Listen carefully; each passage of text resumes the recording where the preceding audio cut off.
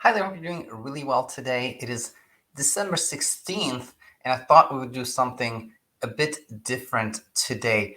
It is for most of us in our community, I know from YouTube statistics are from the US, Canada, the English speaking world. So for many of us, or again, for most of us, this is the holiday season, which means it is going to be Christmas and then it's going to be New Year's.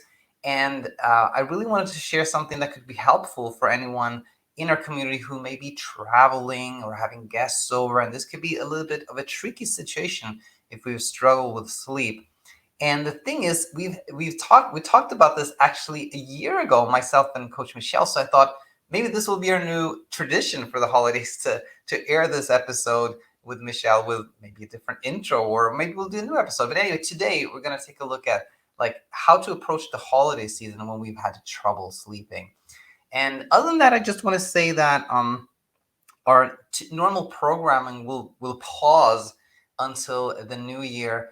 I will I will make one more episode this year, which will be sort of a look ahead towards 2023 and see what the vision is for the next year for the channel and all the projects. So, but beyond that, there will be a pause in programming until the new year. So, anyways, without further ado, here's our holiday episode, and I hope that you will enjoy it much. Hi, everyone, and welcome to an extra special holiday episode on the channel with Coach Michelle. Hi, everyone. Hi, Daniel. Good to be here. Super nice having you back as always. And we were just saying before we started recording that we don't know exactly where this is going to go, but we have an overarching plan, which is a lot of people in the community right now are going to be traveling. New things are going to happen. Maybe you're going to have guests. Things are going to be a little bit different, which can be a type of tricky situation. So I want to talk about this. So actually, we'll just throw it back to you, Michelle. Where should we start? Sure. Yeah, I feel you. I think that as much as we all look forward to Christmas and the holidays and all of it, because it's such an exciting time, we can forget that it's also typically a stressful time for a lot of us.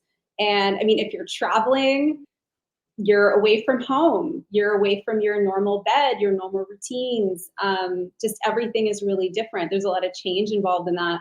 And even if you're at home, like you mentioned, if you're hosting people, all of a sudden your house is full of family members, lots of different kind of stresses and noises and like all of it. And you have a lot more pressure maybe around cooking and entertaining and all that kind of stuff. So I think whether you're traveling, whether you're hosting, a lot of the times the holiday just comes with a lot of maybe unexpected stress and pressure that for even the most normal sleeper, the most chilled out person is going to result in elevated levels of stress and sometimes losing sleep over it as well. And so I think when people who have insomnia, who are recovering from insomnia, it can be extra challenging because they're already working on trying to reduce hyperarousal and all of that, and suddenly I think they can feel like a spike in hyperarousal during this type of year, and that can lead to a little bit of panic of what's going on, or oh no, I'm going backwards. I think that's kind of something that people can be concerned about. 100%. Yeah, you just set this up really well, and I think I think we can sort of think about this now in the terms of anticipatory insomnia, meaning like something is going to happen, you're going to travel, you're going to host people, and the thought of that is scary to you. Mm-hmm. Already before it's happened, you can sense this kind of hyperarousal is lifting, it's kind of increasing now. So I think for me, sort of you already brought this one up. So for me, like one of the first points for me when somebody has this like anticipatory insomnia is what you already brought up, which is the normal that it is totally normal to have some choppy sleep when things are changing for every human being out there. That is totally normal. So I think I always like to point that one out. Having said that one, that it's normal for everyone. If you've had trouble sleeping, it can be kind of like even more so, of course. But having said that one, what would you like to expand on that one, or do you have like another point you want to make? Where do you want to take it from here, Michelle? Yeah, I think that's a really good point, and it's a good reminder that it's just so normal. it's so normal around this time of year. There's so much anticipation. There's so many events and changes and stress. It's really normal to start to feel more stress, start to notice the hyperarousal go up, start to notice sleeping less or having more of those like symptoms of hyperarousal with your sleep. And I think the tricky part for people that are working on their insomnia recovery is that, for like a person who's a normal sleeper, if they start to experience more stress and hyperarousal and sleeplessness and all of it, they just kind of accept that. They just kind of see that as normal. They get why it's happening and they don't read too much into it. They don't really apply too much meaning to it. But when somebody who's recovering from insomnia starts to experience all this, there's such a different relationship that they have with feeling high levels of hyperarousal, with feeling stress in their body, that it's like there's a fear associated with feeling that all of a sudden, right? It's like stress is no longer just stress. It takes on a bigger meaning in their lives. It's now something that could impede their recovery process. It could set them back. And so it takes on this meaning, almost like a snowball that's going down a hill, getting bigger and bigger, creating more and more pressure around sleep itself, of course, which just leads to even less sleep. So I think that's why it's extra challenging, because there's this complicated historical relationship with a lot of these feelings and with the hyperarousal itself. 100%. And I think, to sort of like almost summarize this, we can say that someone who never really struggled with sleep, let's say, they have some sleepless nights around the holidays and they interpret that as like, of course I should. Nothing, that's typical. That always happens, right? And then somebody who has struggled, who's kind of in the recovery process, exact same thing happens, and the interpretation becomes, oh no, this shouldn't be happening. This is gonna derail everything I worked. I'm back to square one, et cetera, et cetera. So I think the sort of summary becomes, but it's the same thing. The same thing has happened to both people, and you can interpret it the exact same way. This is just typical normal stress around the holidays, right? Yeah, exactly. And I do think the insomnia folks probably feel it more in their bodies. We feel more of a response, right? Because we have those high hyperarousal levels to begin with. So there's more sensation going on. Maybe there's a little bit more sleeplessness. But then that's even easier to read into even more and create that same story. But yeah, you're absolutely right when you mentioned it. The story is that it's a setback, that it's ruining progress, like that we're back to square one now because this has happened. And I think it's really easy to kind of catastrophize that type of experience, especially if you've been working really hard on your insomnia recovery and you've really been showing up differently and putting in the work. I think it can feel really frustrating and even maybe scary as well to have this type of experience over the holidays. Well said. And I think we covered this kind of first portion very nicely about like the normalcy of this in itself and the interpretation of the meaning, etc. Now, another thing that came to my mind here was a point I love to make whenever somebody tells me it's the holidays and I'm going to host, or it's the holidays and I'm going to travel here and I'm going to do this. What do you think? Like my go-to point there is always, this is amazing. Yeah. Like, because so many people, and by the way, if you are listening in here and you were planning to travel and you decided not to, or you were planning to host people and you decided not to, maybe that was just what you needed. Maybe that was an act of self-kindness. Nothing, no judgment whatsoever there. However, if you have had trouble sleeping and you still decided to host people, still decided to travel, I'm like, that's amazing. Yeah.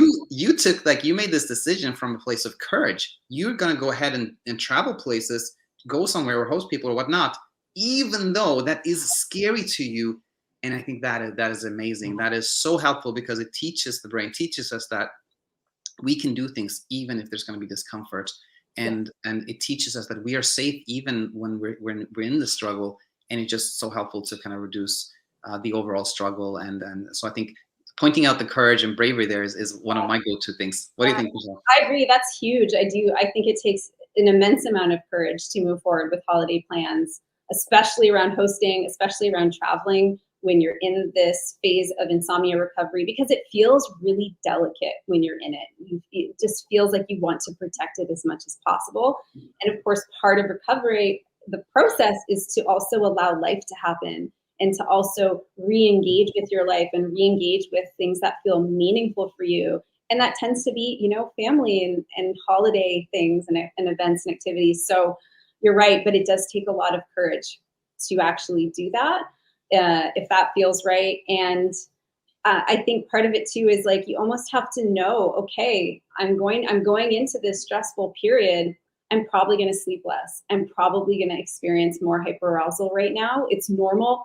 Everybody experiences this, and almost accept that there's going to be like almost like a speed bump coming up, or maybe you're in it now, and say like, it's normal that I'm here. It's okay that I'm in this speed bump right now, and I'm feeling more symptoms, and I'm sleeping even less, and all of this, and reinforce that, you know what, I chose to spend the holiday with my family, and I value that. And so I'm going to accept that I'm in this speed bump. And I really think it's also important for people to remember and to remind themselves it's temporary, just like every other speed bump. I think the holiday speed bumps can feel bigger and harder because there's so much stress around the holidays. So I think it can suddenly represent this pretty significant feeling speed bump, but that it is temporary. It will pass, and it doesn't represent stepping backwards or sliding back into a bad place at all. Not at all. Really, really normal. And I know it's hard to accept having those experiences, especially around the holidays when we want to feel our best. But it really does lead to the path of least resistance ultimately, which is where we want to be, especially around the holidays. As you were speaking, Michelle, I think you just coined a new term here that we'll use in the channel, which is exciting. The holiday speed bump. What did I say? You talked about the holiday speed bump. And I think that's a real thing, and it really segued nicely into what I was thinking of, which was, why is it that the holiday speed bump can be kind of like extra difficult? Well, to me, it's a lot about expectations around the holidays, which is, this is a festive time, this is a happy time, this is a time where I'm supposed to be happy, I'm supposed to be social, I'm supposed to interact with other people, I'm supposed to be happy around other people, etc., etc. And then it adds this extra layer of like, but if I don't sleep, I'm not going to be the same person. I'm not going to be able to, have fun with my friends and family, etc. And that I think, adds kind of this extra layer to the holiday speed bump, if you will. Yeah, I agree. And I also think that the holiday speed bump is bigger because the holidays represent a lot of change kind of all at once, regardless of what you're doing. There's like layers of things that are suddenly different that could represent a bit of a threat to your brain in some way. So I think those two things combined, all the expectations you have around the holidays and who you want to be in the holidays to your family, and then all of the change that's happening kind of almost overnight in some cases, right? If your family suddenly shows up at your doorstep, like that's a big change. So that, I think that stuff together just comes together and can create bigger speed bumps that feel a lot bigger. And then because they feel bigger, they feel more threatening. They feel much more threatening to your progress. They make you question, did I even make progress if I'm here? Like a lot of doubt, things like that. And all of that's normal to experience. But of course, that's not the case. It is just, it's just a holiday speed bump, as you said. Yeah, just exactly right. And let's say, we talked a lot about how pointing out that all this is normal and expected. I think that is so helpful and such a nice way to meet all this.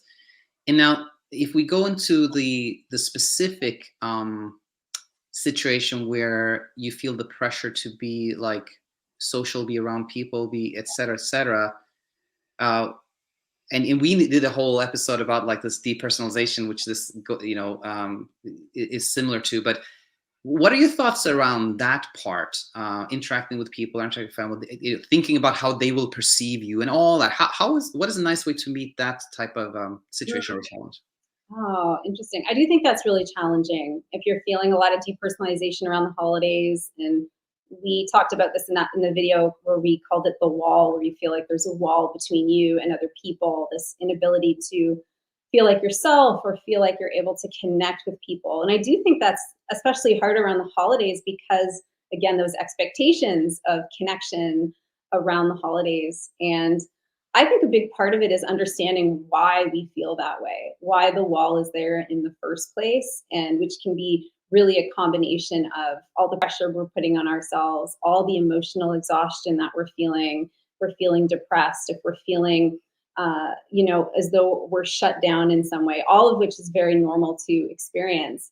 But that can result in this depersonalization and feeling like we can't connect with people very well. So I think the first part is understanding that it's normal and there are some reasons why that you can be feeling that way. And I think part of it too is kind of almost allowing that to be the case, like creating some space for that to be the case and to not put as much pressure on yourself. So I think it goes back to that idea of become aware of what your expectations are. Are you having a lot of pressure around certain expectations? Can you remove some of those expectations and some of that pressure from yourself? It's okay if you're not the life of the party, maybe like you were last year or how you normally are. You don't have to be, and maybe find ways to engage with family and friends in ways that do feel good for you. And that might be, seeing people more one-on-one, or maybe, going to the big gathering, but doing something there that feels comfortable, and leaving if you need to leave earlier, things like that, like giving yourself a little bit more flexibility and taking all the expectation and pressure off of yourself. And I also think it really helps if you have a family member or a friend that, even if they can't understand what you're going through fully, if you have a close relationship where you can still talk to them about how you're feeling and open up, I think that really helps as well, whether it's a family member, whether it's a friend, to just have at least one connection where you can kind of say, this is how I'm feeling right now. I'm feeling a lot of pressure to be a certain way, but that's not really how I'm feeling. And oftentimes people will meet us where we are, if they're close people in our lives, and say, oh, that's okay. How about we go sit over here and talk about, what's going on with you, that kind of thing. So I think,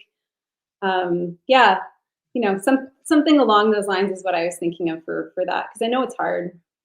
100%. And you said so many things that I think are super helpful. And what particularly resonated with me, and what I was kind of asking myself the same question, like what would I share with someone that could be helpful? It was really along the lines of, like, you said maybe last year or later, before, you were kind of the life of the party, you were super social, and maybe you're not going to be that. Maybe it's not going to be like that this year. And that's fine. That doesn't mean anything. That just means that, you've gone through the struggle and things are a little bit more difficult. It doesn't mean anything else. There's no meaning or interpretation beyond that. And there's nothing, no judgment, no pressure. Like, nothing has really changed, except, you've had this particular struggle. So yeah, I think that one was a really big one to me. It is all about the pressure we put on ourselves, I think, with that, and how we're showing up. And really, no one else is really thinking that. Exactly. Is the thing, but we're convinced, oh no, I'm going to ruin things, or, things like that. And other people may notice, like, oh, Michelle was a little bit more quiet this year than last year. And pretty much that's it. Like, they won't be like pondering or thinking or they will just notice that, and that's all. It's nothing more to it. Exactly. There won't be a story that, because they're a little bit more removed or reserved and quiet. Oh, they're not as good of a person this year. But that's what we tell ourselves, like stories like that. But those are our stories, not other people's stories. And so it's helpful to see, like, what is the story you're telling yourself around feeling depersonalization over the holidays, just to see what that brain is doing. 100%. Wow. And I think, to me, where I think, where we could, maybe another thing we could talk about was along the lines of, if you decided to, you took that trip, you had people, or you did something despite being afraid, and now the holidays are over. Let's say the holidays are over, then I think it's often a nice time to say, well done to yourself. Well done. You did that thing. Even though you're scared, you did it. And that's just a nice thing to say to yourself, no? Yeah, that's such a good point. I think we're all really bad at looking back and acknowledging ourselves and celebrating ourselves for moments where we're really, we're brave, basically, to make certain decisions. So I think, if somebody is going through the holidays, and even if they're in a speed bump as a result, and they're coming out of the holidays feeling exhausted and like their sleep isn't where it was before the holidays, it's okay. And like still take a moment to acknowledge yourself and celebrate yourself that you just hosted your family for the holidays, or you just traveled, or whatever you did for the holidays, that it brought you meaning and it brought you closer to people that you love, and that the speed bump is okay. So I think you're right. Yeah, we need to acknowledge ourselves more. Exactly. Like just emphasizing your point is that there are a lot of challenges around the holidays for everyone. That isn't, it's kind of, it's a nice time, but it's also a challenging time for everyone. And somebody who, let's say, hosts people over the holidays, that's, good for them. Well done. But if you did that despite or even in this struggle, even in the speed bump, even more kudos to you. Really, really well done. To celebrate yourself for doing that, and for showing up that way, because it's really hard and it was probably really scary.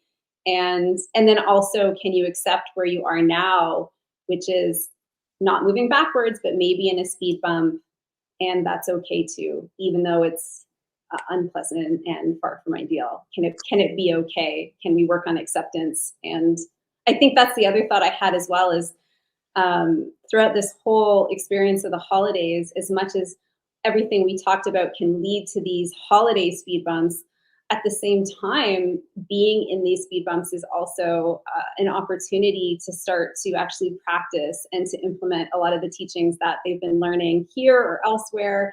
And I know that people cringe when I say that speed bumps are an opportunity, but they really are. And because nothing is more really, I guess, potent or effective than to start kind of having the intention to show up differently during your speed bump.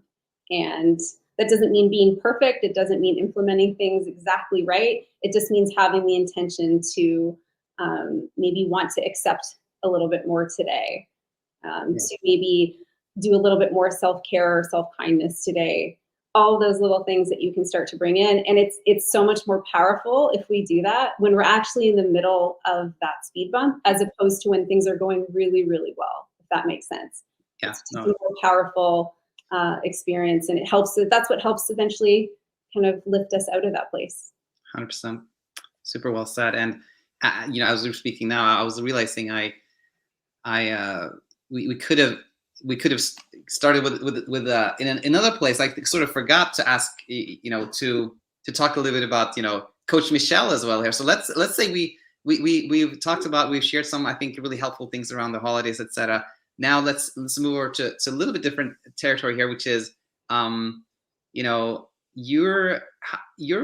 you Coach Alina, I kind of announced that she was sort of going full time as a sleep coach. And yourself, is this what you do mostly now, or are you?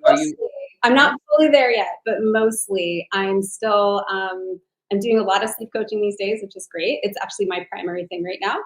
And I'm also in the process of still building up my own business, but I'm not quite there yet on that front.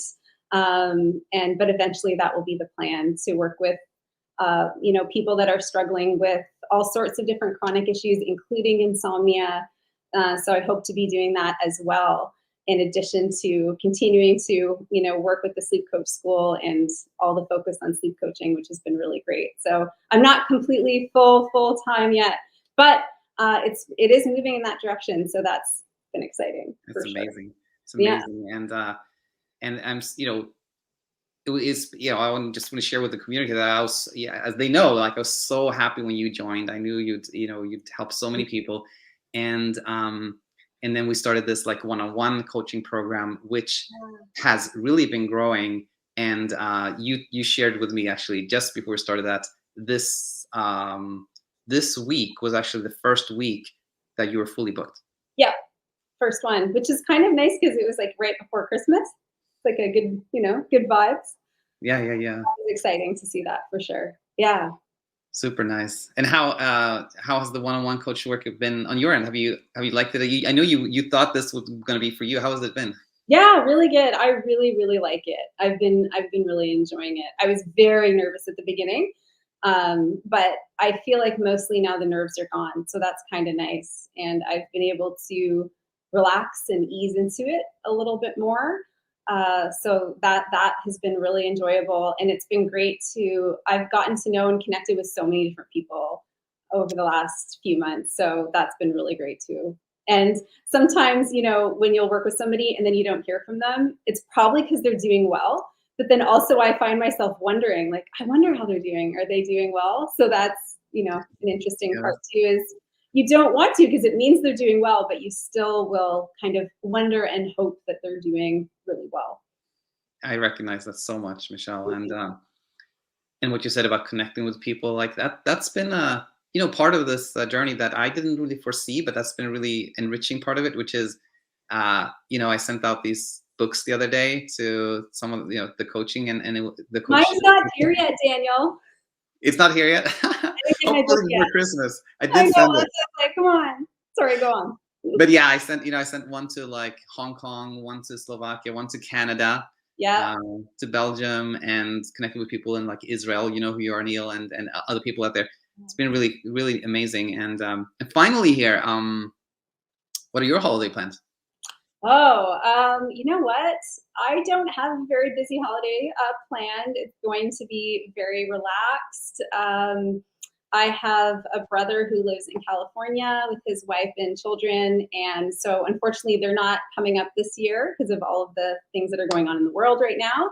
So normally we would have a larger family gathering, but this year it's myself, my husband, my parents. So we're going to gather for a big Christmas dinner like we always do. And then I have a bunch of really fun plans with friends kind of next week, which I'm looking forward to, with a couple of good friends that I haven't seen in a while. And other than that, I think it's just going to be a lot of relaxing, sleeping, relaxing, a lot of eating. I predict heavy amounts of gluttony over the next 7 days. Sounds amazing. Sounds amazing. How about you? Yeah. I was going to share that too. We're going to be here in Oregon. We're going to celebrate Christmas with my wife's sister and their family. And then New Year's, family friend, my wife's friend is coming for New Year's. But overall, similar to yours, nothing really big. Yeah. Christmas dinner and all that stuff. Yeah, same, kind of a laid back. Yeah, exactly. Which is fine with me. Sometimes those can be some of the best ones. So I'm looking forward to it. Perfect. We'll wrap up there, and thanks, Michelle, always for being here, and to everyone out there. Hope you have really nice holidays. Yeah, same. Happy holidays, everyone. Okay. Bye now. Bye.